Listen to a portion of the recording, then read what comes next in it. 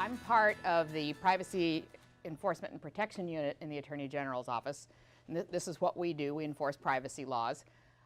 We also spend an equal amount of time on educational efforts, both directed toward consumers. We provide people with information and advice on what their rights, what their privacy rights are, but also, and more so, on what strategies they can use to protect themselves in the absence of clear legal rights, which is all too often the case.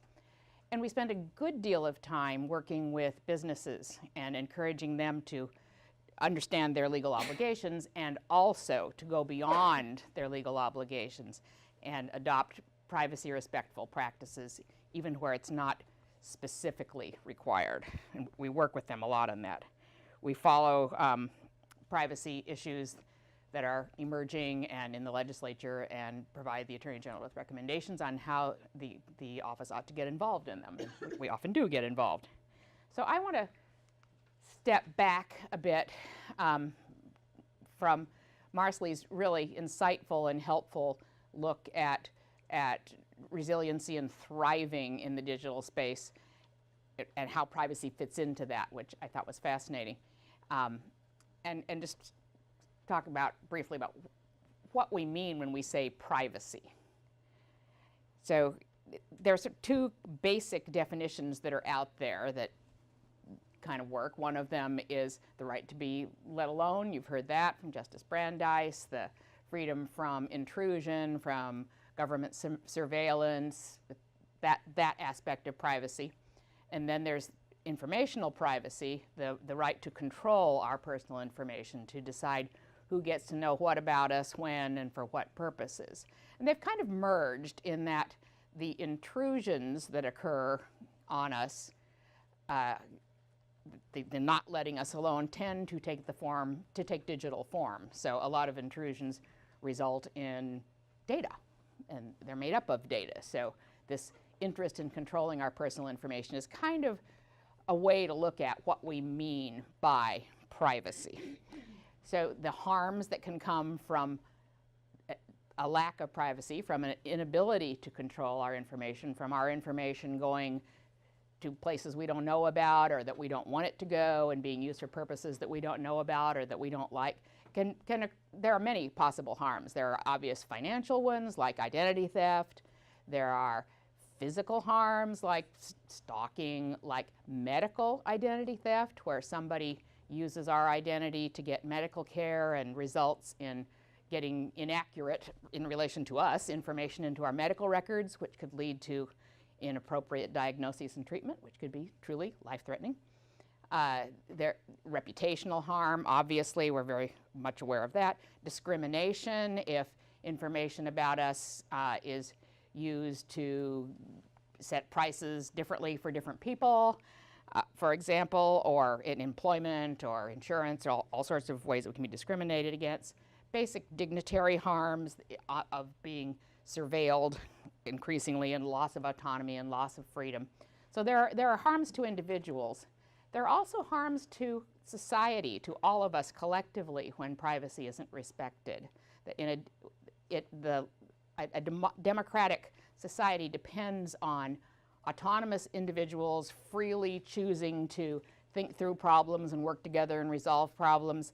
And if a lack of privacy has a chilling effect on associations, on expression, leading to a loss of autonomy, our whole society is harmed. So it isn't just a matter of the individual against the many at all. It's an interest that we all share. And privacy also has implications for our children, as you are well aware. I mean, some of the things that can happen to a child, if the child's personal information gets into the wrong hands, are similar to an adult and can be even worse, such as if a child's social security number is used to go out and get credit, child identity theft, which would generally not be discovered for a long time because the child isn't out there applying for credit him or herself for many years. The undoing of that can be very challenging, and it can really impede a child's ability to launch into life as a young adult. In a broader sense, a respect for privacy is essential to human development. It's part of how we become who we are. We have to have a certain amount of privacy in order to thrive as we grow up in life. And then there's student privacy. So now we're talking about student information, the information of students, which can be gathered and amassed and used in new ways through ed tech. It's opportunities to gather information that didn't exist before. We've been aware of student privacy. FERPA has made us aware of student privacy for decades. Technology raises some new privacy concerns, among them data breach. The more digital data there is, I don't know if it's true to say the more likely it is to be breached, but it can be breached. We know it can, and it does every day. And the use of student information acquired from students for personalized marketing, for targeted marketing, actually can risk threatening personalized learning by conflating the two. So concerns about student privacy have been felt nationwide. You saw the map of all the states that have been looking at it. So we've recently, as I'm sure you know, enacted 2 laws. One of them focused on educators, and then the other one focused on the ed tech industry. And they kind of mesh sort of like this. There's a couple of overlaps, but it certainly isn't like this.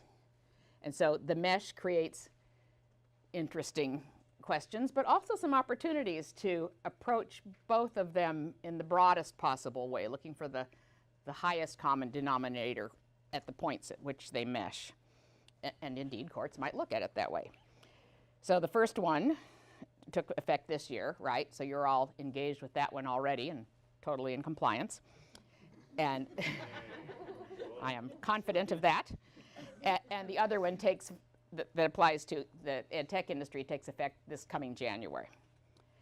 So I'm going to give you an overview of both of them and point to some of the odd little meshing places. And so let me give you my giant caveat, and I'm sure this is going to be a grave disappointment. I am not a lawyer. I am an educator. I'm giving you plenty of opinions, but they aren't legal opinions. They aren't the Attorney General's legal opinions. They aren't anybody's legal opinions. They're my opinions. So if you have questions that are actually legal questions, we will be noting them. We will be looking at them. We don't give legal advice to individuals, but we certainly look for legal conundrums and ways to address them as policy measures. So I'm very interested in hearing your questions as we go through this. So let's look at the first one. I don't know how much you'd want to go through this, because you already know all this, right, on this one? Okay. Perhaps not. Actually, why don't you walk us through what you're hoping to see? Okay. All right. So this is the one that applies to local educational agencies. So that means school districts, et cetera.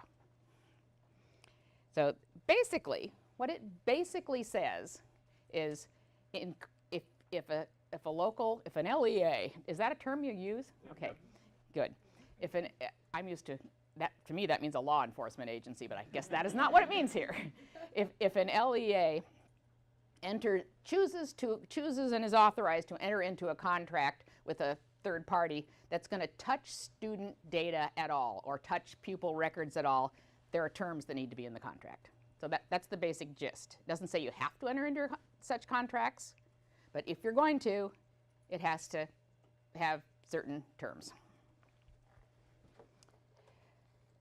And the definition in it of pupil records, that's the term that's used, pupil records. The definition of pupil records is very broad. So it's any information related to the pupil that the LEA retains, and any information that's acquired through the use of ed tech, through the student's use of ed tech. So it kind of gets, it seems to me that that's actually potentially a little specifically broader than FERPA. It definitely includes FERPA's definition and goes a little beyond. Yeah? Yep, so can I maybe state the way that I'm seeing it, and you can tell me if I'm Yeah. on the right track. But so as we work more and more with these what we call cloud-based resources or services, whether it's Google, we use an learning management system in our district called Schoology, that if any of the student work, student data, their record, things that identify them or their work is hosted someplace other than our servers and our little data center that's secured over there, on someone else's server somewhere else, some other company's servers, that 1584 now says, hey, if you're going to do business with that company has to agree to certain things about the protection of that data and the ability for you to get it, retrieve it, delete it from their systems and so forth. That was just this last January, I Yes. think, that was implemented. And prior to that, there were teachers and kids, well, I should say prior to that, it may well still be going where there is a lot of these web-based resources where folks are having kids use it, where their data is being hosted somewhere other than our own servers, but there's no official agreement with those third-party companies. So there's sort of two dimensions about that I wanted to comment on. Sure. One is there are two, in this law, there are two categories of the types of third parties with whom you may have a contract that touches data. One is the sort of cloud service providers, as In Bloom would have been, that just store, manage, that sort of administrative use. That's one. The other is software. Sort of ed tech. It's all ed tech, but software like Google School or whatever it's called. Google Classroom. That's it. Google something, or little math apps. But these are the ones with whom the LEA contracts. So there are, I suspect, look, we're looking at this law right now. There are categories, especially here in this box, where the school may not have a contract, and yet a teacher may assign. I think that's been the struggle a little bit, is figuring out what constitutes as a quote-unquote contract. The two parts of this law that are challenging is what is really that broad category of a pupil record, and what is that broad definition of a contract. And I know in our regional and tech meetings, that's the real trip up for everyone. You said, we know these laws and we're comfortable with them and that sort of thing. And the truth of the matter is, we're aware of them. And I think most of us are like, we should probably do something about that. But feeling very like it's an impossible thing to try to solve, in the sense of, what are these records? What are these contracts, from creating the policies, and then as we've talked about, especially in a large district like San Juan, you can have all the policies you want in the world, but how do we really support practices in the classrooms that are sustainable, with everything from educating the teachers to really have systems in place that maybe prevent them from accessing certain resources, or really directing them to the resources you want them to use. So on the pupil records, what are pupil records? I think if you look at the definition here, you're going to be best off interpreting it very broadly. Right. Just interpret it the most broad way possible, and don't look for opportunities to, well, maybe we could slither out over here. Yeah. So that may not be as much of a one of the frustration points, partly talking to companies and looking not just in California, but also at the federal and other state laws. And some of their frustration is that each law, COPPA and FERPA already, and then some of the new laws, basically has a different list of what is either pupil record or personally identifiable information. I would say the best response for those companies or you is, as Joan said, think as broadly as possible. Well, and the definition here, there's the two boxes. One is any information the LEA maintains that is directly related to a pupil. So that's a lot, right? I mean, I guess it's not de-identified stuff, but that, I don't know, that seems like a big enough box itself. Then the other is, and anything that is acquired through the use of software. So what would be outside of those two boxes that you would have? Yeah. So So we have a provider that actually, I guess they consider themselves not a provider, but it's a hosted student information system. They said, we have the database, you put the information in, you pull it out, we don't touch it. And their claim is, it doesn't apply to us. It seems to me that that's kind of a gray area, and it really does. So do you have a apply. contract with them? We do have a contract with them. So it has, Yeah. Well, I was beating them up and they were beating me back, so, but our legal team doesn't seem to, it's so new that they didn't really know how to respond to all this. And we're hearing that pushback in a lot of places, and that's why we're working with some law firms to try and develop more standardized positions for you at the district to have, so that it's more clear what you're insisting that that the companies provide. But that's not a new strategy. There are a number of companies that have approached this by saying, we're hosting it, but you still own it. Part of the reason they've done that all along is that FERPA also has always required, and now more challenging in a digital way, it requires parent access to all of those educational records. So if a parent, and this is a way, sometimes I have a conversation with an ed tech company and point that out to them, and they go, whoa, wait a minute. So a parent could come to you at the district and say, I want all of my students' educational record so that I can review it and correct it. And that's already required under FERPA. And so what the companies in some cases are trying to do is say, well, yeah, great, but that's between you and that's between you at the district and the parent.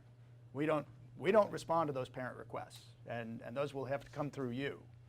But we are trying to help clarify with some legal help, some basic guide rules that will help you at the district streamline some of the expectations here, because right now there's a whole lot of, what does this exactly mean? and so there's still this little, in the scheme of this statute, there's still this little group of probably this more than that, with which the LEA does not have a contract, but teachers are assigning it. And that gets in here in the definition of pupil records, any information acquired from assigned by a teacher, a whatever, but it's the contract is the root. So it's the other law that speaks to those, the free things, So it's the other law that speaks to those. So we'll move along on that one. So here's. So just to clarify Yeah. what you're saying, though, I mean, if you're an LEA and you're concerned about this, really what you're looking at are the resources. Are the resources for which you have quote unquote signed a contract at an LEA level. You're not worrying, and this for the purposes of this law, about as you described them, the free things. And the teachers the are question assigning. is, which has come up, and we're kind of looking at it, does the terms of use of those things constitute a contract with the LEA?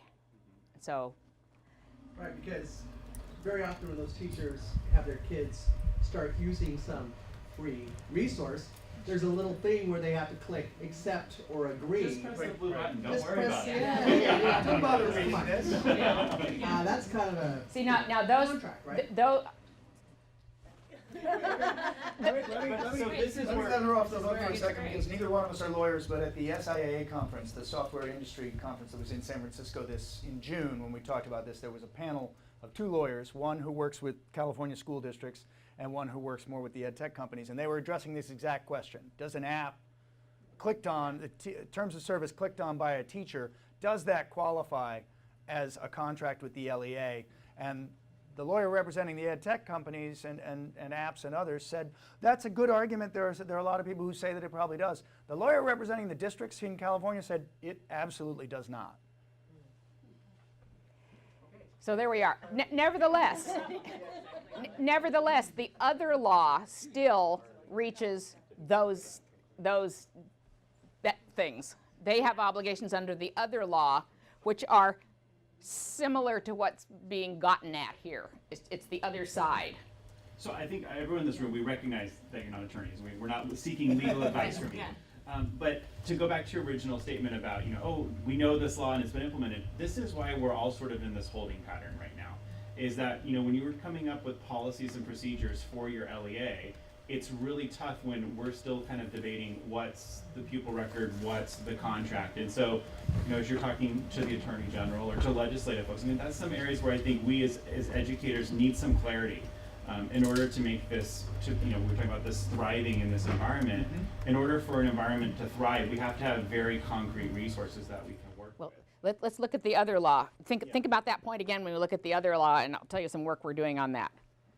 So back to the contract. So there are things where you do have contracts. So this is what has to be in the contract. That first one is critical. That the contract says this data is the property of the LEA. It is not the property of the service provider or the software company, whatever, is the property of the LEA. That triggers some obligations under the other law, as we will see. Pupils have to, there's all sorts of software in which kids are writing stuff, and the contracts has to say, here's how the students, the pupils, can get access to their own pupil-generated data and control it. There has to be a way.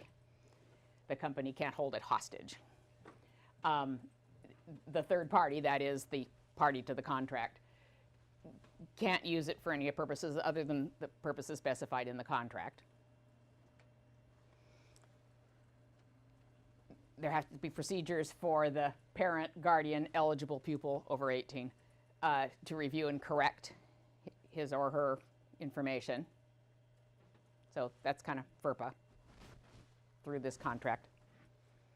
There has to be a general description, I'm saying the word general, of the third party, the contracting company, of the security measures they're using to protect the confidentiality of the information.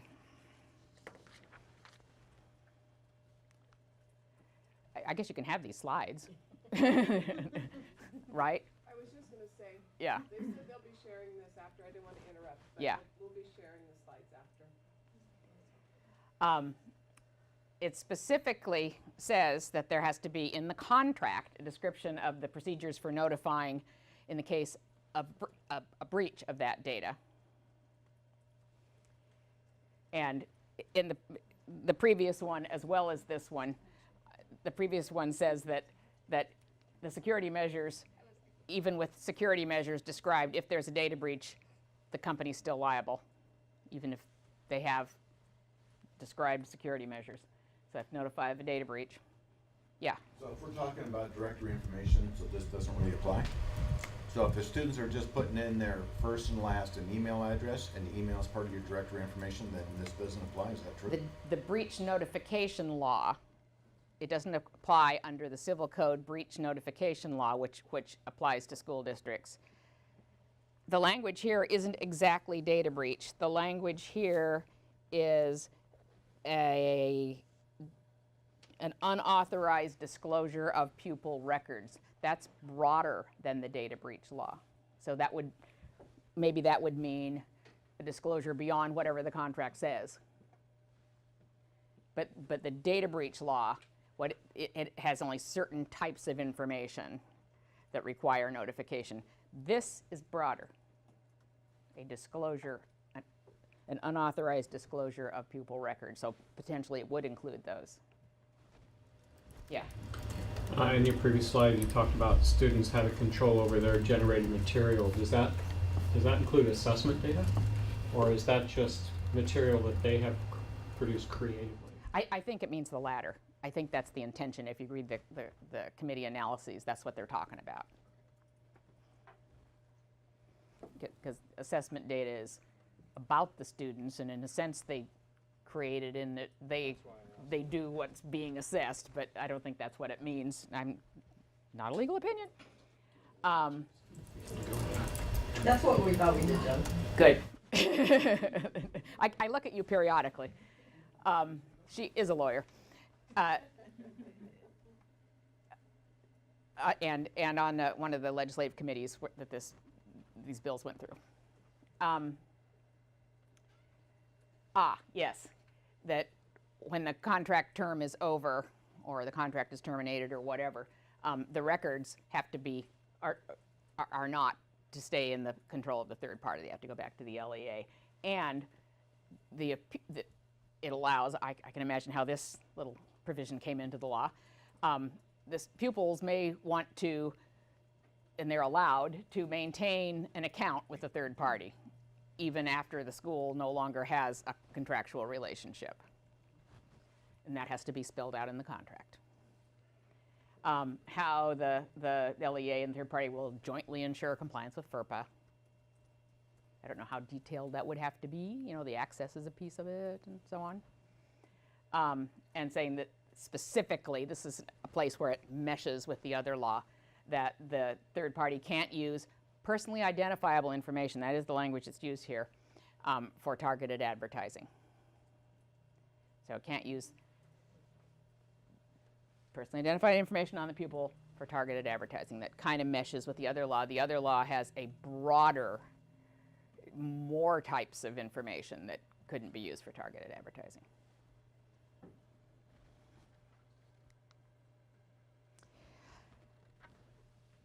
So the enforcement regime is interesting. If either party is not in compliance upon a notice and an opportunity to correct, the contract may be voided. I don't know exactly who does what to make that happen, but either party can do it. And then the records have to stay with the LEA if the contract is voided. It says, in addition to any other remedies that may be available. And there's the definition of pupil records.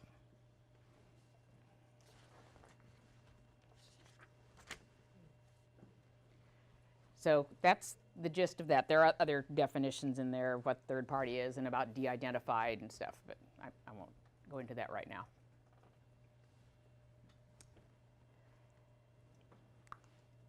So now let's look at the industry side.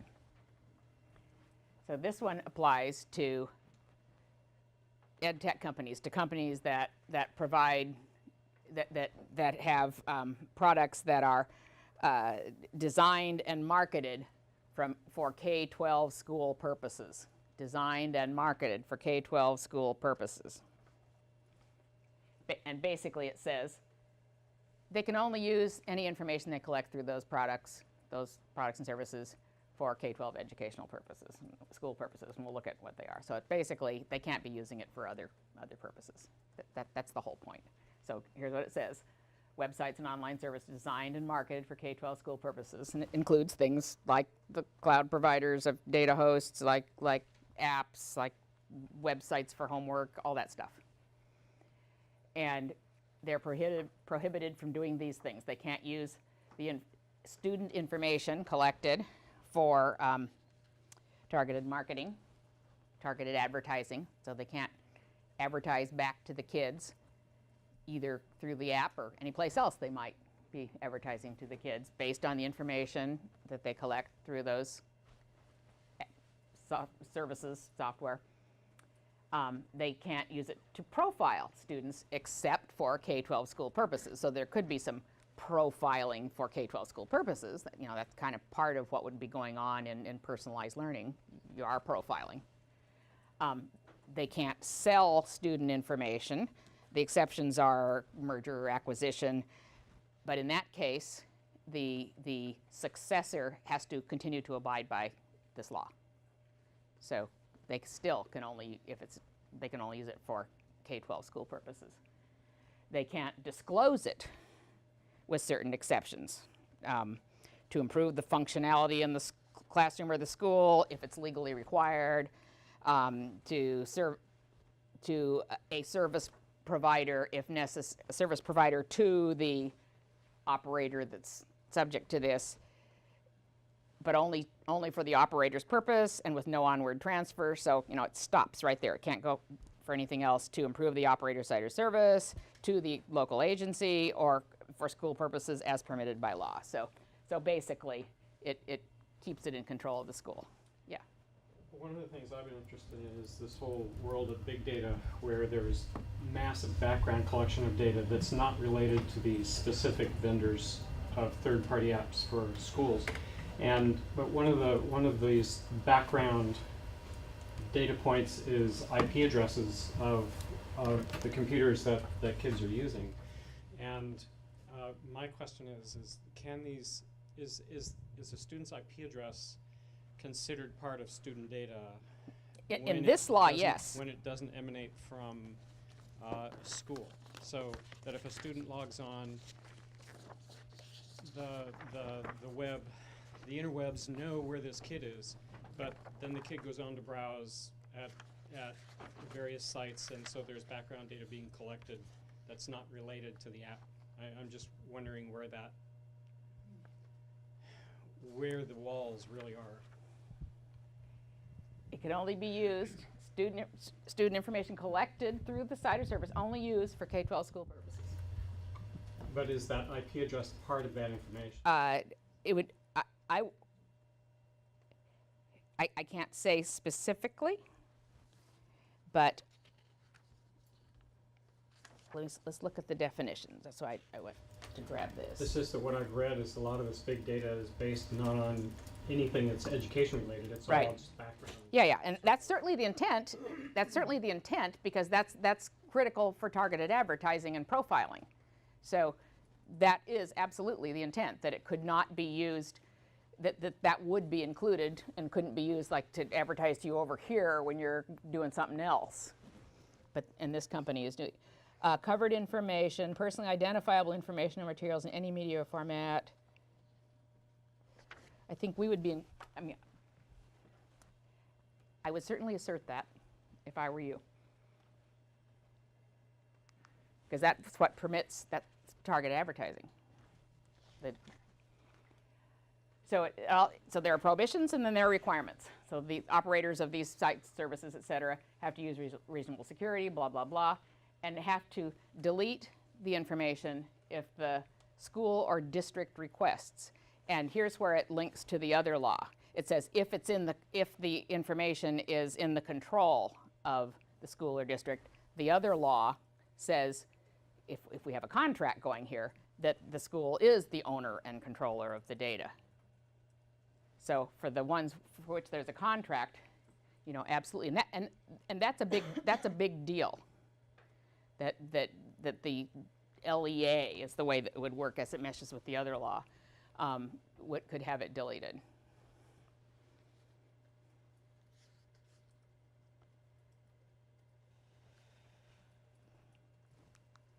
It allows disclosure of the information for legitimate research purposes, and that defines that as it's required by law and subject to the law, or it's allowed by the law and under the direction of the educational authorities, and it's not used for advertising or profiling.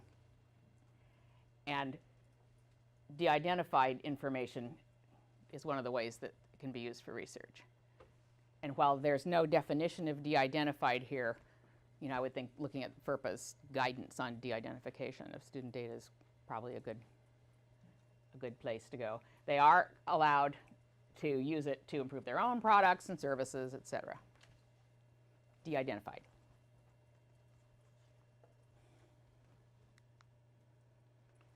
So here's the definition of covered information.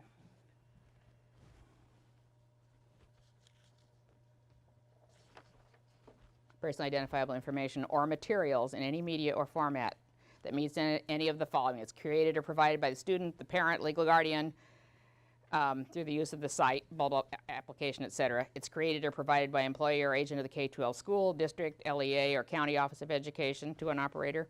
It's gathered by the operator, oh, here we go, through the operation of a site, service, or application, blah, blah, blah. Descriptive, the student, including but not limited to, first name, last name, home address, food, blah, blah. Student identifier, search activity, photos, voice recordings, so it doesn't specifically say IP or device ID. So Bill, to your point is whether IP address is ultimately determined to be personally identifiable in some way to the individual, and I think that's going to be a conversation that's probably going to But- evolve and still occur over time, right? But since this law says the operator, the company, can't use it for anything but K-12 school purposes, they can't use information for anything, and in some places it says covered information, in some places it says student information, which is broader. And our advice to them is think broad. Think broad. So that's the purpose of them wanting to do something with the IP address. So while it may not be explicitly included in the definition, it seems like it's covered in the prohibitions effectively. Can't be cynical, but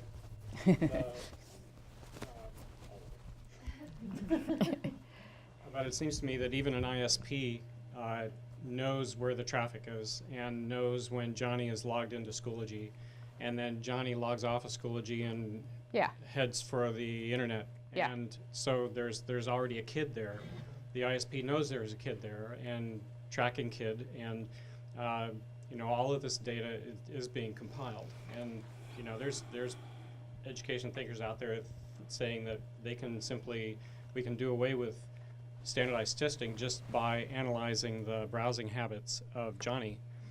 And there's nothing in this law that tells me that there's a way to disconnect the use of a student application from their habits on the internet. It's all one kid. There's good reason for cynicism on that, and to go back to background, just from a policy geek perspective, that's sort of what COPPA was always designed to do at the federal level, just for kids under 13, in school, out of school, anywhere. You as a company, thou shalt not collect, use anything with their personal information That they without their provide, parents' permission. That they provide. They can't collect it from the kid. And when the FTC broadened the COPPA rules, they added more conditions and clarified that apps obviously come under COPPA. And that IP address under Right, COPPA. and that IP addresses are included. But to your point, that was more broadly about all data for younger kids, not educational versus otherwise. What the new approaches to FERPA, the amendments that are being discussed in Washington, and I think SOPIPA kind of reverse engineers FERPA, but applies only to the school space. And you're getting at one of the real challenges that's still going to be wrestled over, I think, which is how much of this is educational data and how much of this is just data about 14-year-olds who obviously are also students.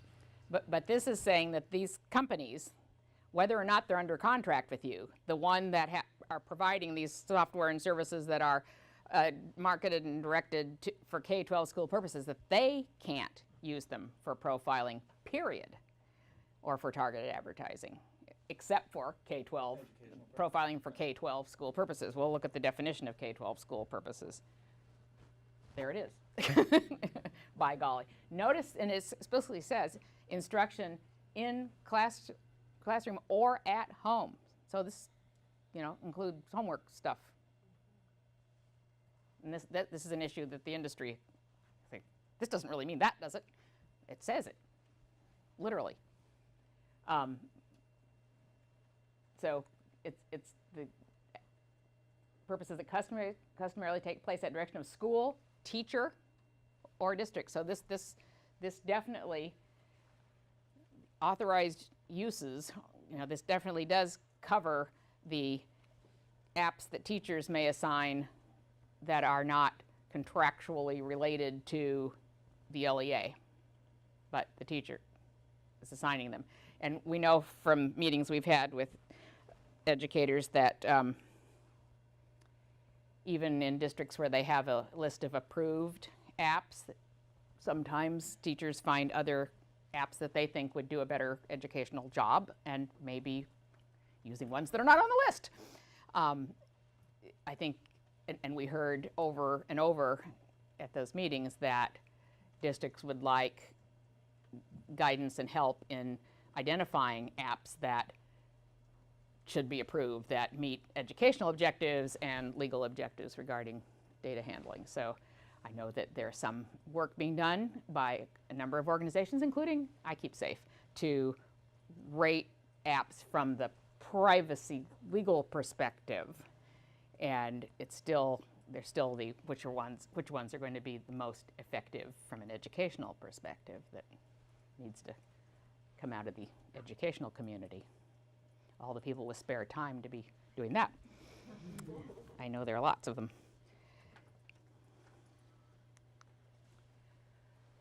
So, we have been working on a project like we have done on other issues, to make recommendations to the industry. We're talking about the tech industry here, the ed tech industry, of what is the sort of high-level best practices way to protect student privacy. Certainly consistent with SOPIPA, but it's even a higher standard. So one of the things that we're addressing in our draft of this is to build in. So for a number of reasons and other laws, most of these ed tech apps and things are already required to have a privacy policy. So we're building into our recommendations, best practice recommendations of what should be included in that privacy policy, the mirror image of the contract terms required by the other law, to make them explicit in the privacy policy so that it'll be more helpful to districts to see what's going on there, and creates another buttress to a requirement. So that's a recommendation. That's not required by the law. There are certain things that are required to be in the privacy policy, but we're going to go beyond that in these recommendations. And we're also going to be recommending that these operators of these kinds of apps and services treat all student data as if it's covered data. Anything that comes to them about the students through their things, that they should treat it all as covered, even though some provisions say student data in the law, some say covered data. As Marcely said so well, you know, we don't want to cut off opportunities that ed tech provides for improving school operations and learning and making it more interesting and exciting and valuable for students. And at the same time, we think it's absolutely essential that the students be protected from inappropriate uses of their information by these companies, uses that can even subvert their educational value, as well as just be a generally bad idea. Let's see. I guess that was it. If you have any more questions, I have no idea where we are on time. Sarah, who is also in the privacy unit, has been writing down questions and comments to take back. I have a question. Really quickly, in the federal space around this law, there's around COPPA, there's safe harbors. Has the Attorney General considered providing a safe harbor type of experience for industry so that educators and industry have that communication and a little bit of? Well, in a sense, the best practices guides that we provide might be viewed that way by industry. So we have a best practices guide that we developed a couple of years ago on mobile apps called Privacy on the Go. And it makes recommendations to many players in the mobile ecosystem, but in some detail to app developers. And we recommend things that are beyond what the law requires, but certainly that are not inconsistent with what the law requires.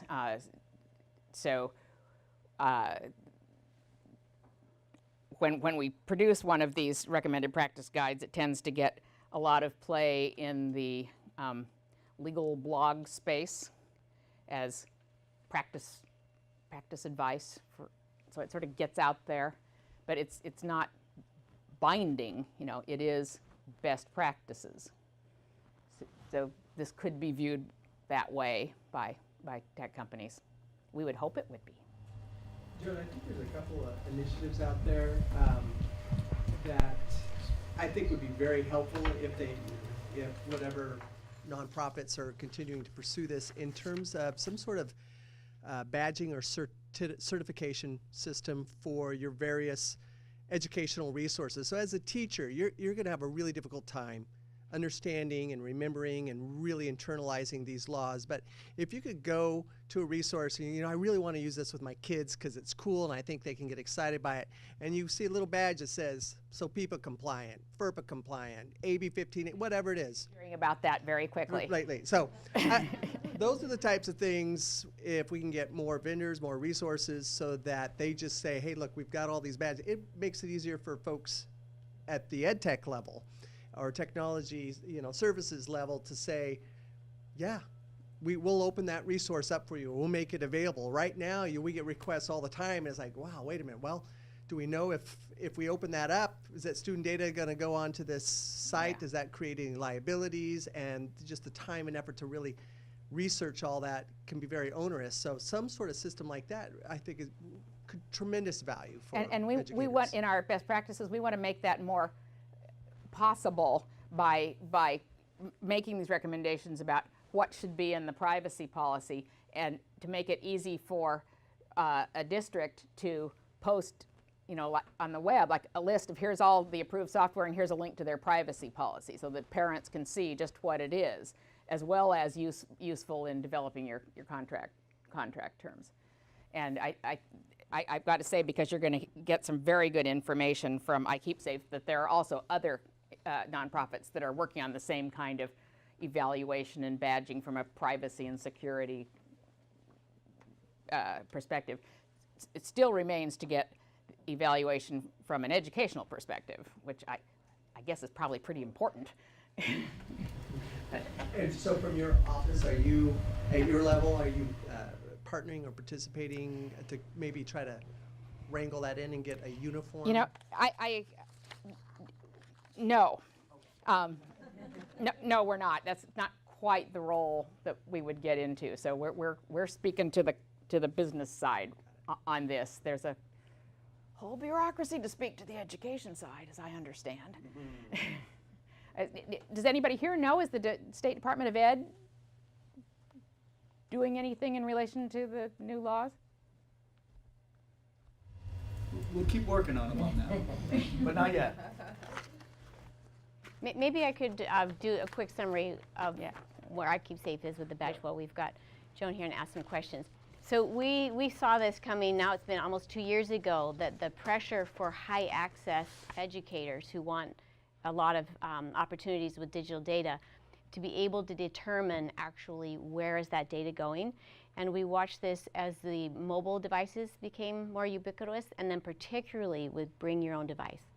Because we'd go into a company, we'd go, because we have various sponsors, and we'd go into a school and I'd always ask, okay, how are you doing finding your software and applications? You feel comfortable picking the products that help you be compliant with the laws that you need and protect and all the safety features? And they're all, I heard this so many times, oh, there's 3 of us in the district office and we're trying so hard, but we're not experts and we don't really know. So we could see, this was going to be a bottleneck for educators. So that's why iKeepSafe, we applied for a safe harbor for the FTC's COPPA, because we wanted to create a high bar of expectations. And then we launched a FERPA badge just, within this last year.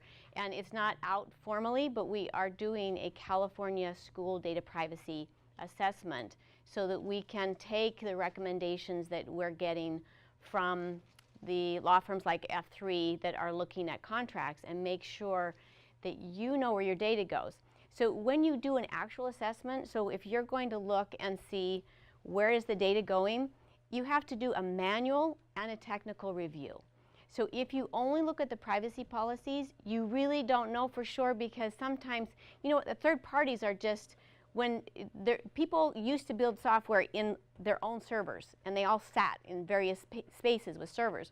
But then with the cloud and opportunities that are actually quite secure, so clouds are a great place to go, you actually can gather some really great software that plugs and plays with yours. And it's those places where they plug and play with yours for efficiency gains or analytics, or there's a lot of good reasons to use third parties. But until you've done an actual technical review, meaning you put it into a test where you can see the data flows, you don't really know if the privacy policy lines up with the practices. So we want to do that homework for schools. So as a nonprofit, we don't have any corporate partners on our board of directors, so we only answer to ourselves and what we think kids need and schools need. So we've been in this space, for 10 years. So our whole total reason to do this is so that schools don't have to do the homework district by district by district on all the 3,000 or 5,000 products. So we'll go in and we do a manual review. We look at the privacy policy. We ask the questions that are asked in SOPIPA and the contract law questions, and we put them together on a product profile. And then we do a data map, and it goes to a piece of software that actually maps out so that by the time we're done with it, we can give it a badge that says it meets iKeepSafe's expectations around California data student privacy laws. And then that product profile you can have access to so that every district doesn't start from zero with every piece. So the industry pays for the assessment, and it's minimal compared to all the other audits and assessments they do. It's like so low, people go, Marcy, really seriously? But we wanted to make sure that every product could do it.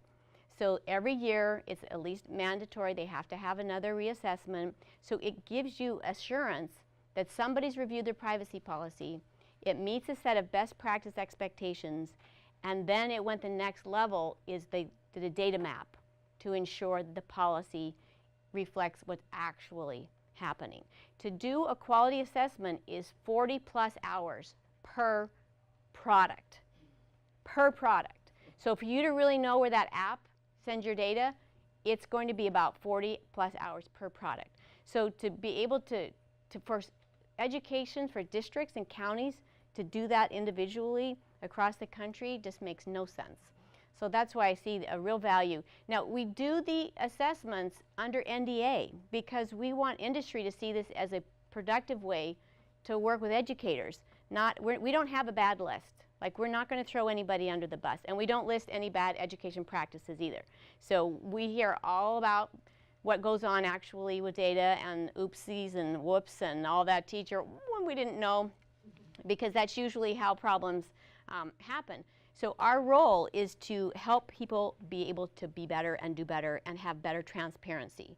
So by the time if every school district has to do 40+ hours per app, it's crazy. So we work with the industry under NDA. They say, okay, you can look under the hood. They're not too excited about it, but we're going to let you look under the hood. Under NDA, we look at it. If there's any things that we think need to be improved around safety and privacy, we work with them quietly, and then we give them the badge. So we don't have a list of people who start and how long it takes, because there's all sorts of things in a developer's timeline that impact that.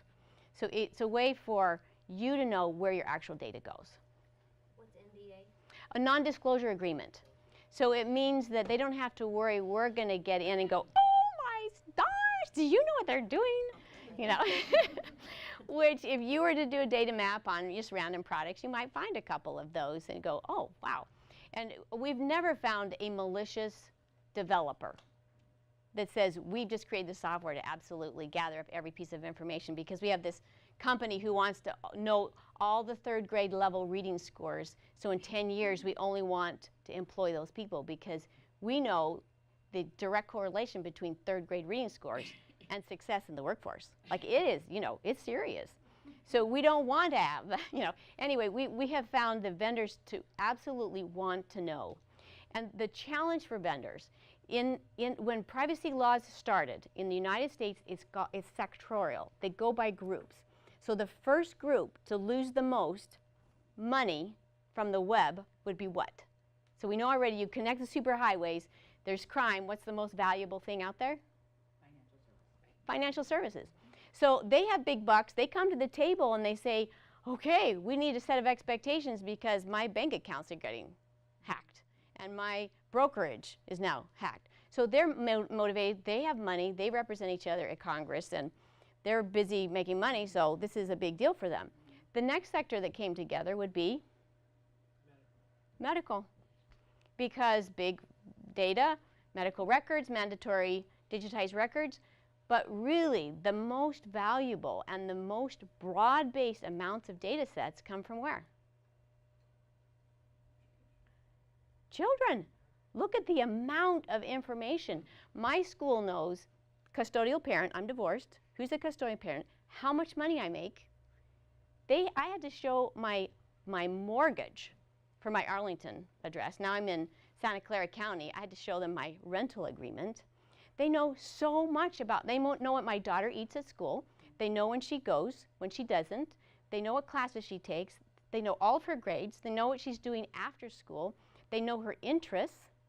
They know the projects that are digitized. I mean, they know so much. Santa Clara knows so much about my children.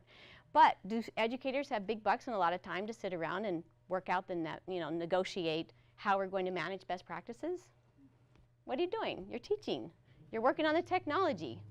So this is why we haven't had that same sort of evolution in the education community, is because you are busy educating. But meanwhile, the data world and the digital superhighways and cyber cities, they provide so much opportunities. But without coming to the table and having some consensus on expectations, like financial services did, like medical did. So with the Attorney General's law here in California and the privacy laws that have been coming and leading, starting with Dana and her work, now create an entirely new opportunity for industry to come to the table and share the responsibility that you've had for the last 20-something years with FERPA. So it's really the first time. So for me, I'm so excited. I know I'm a little over-animated, but I'm so excited that it's finally happening. Education now has its sectorial moment. And really, I mean, I know it sounds a little overreaching, but it's actually because of the Attorney General's leadership around privacy in the United States. So you're part of such a great opportunity, and that you would come today and spend time with educators, it reflects their genuine desire for education community and ed tech to work together just like the other sectors. So anyway, that's my soapbox. I can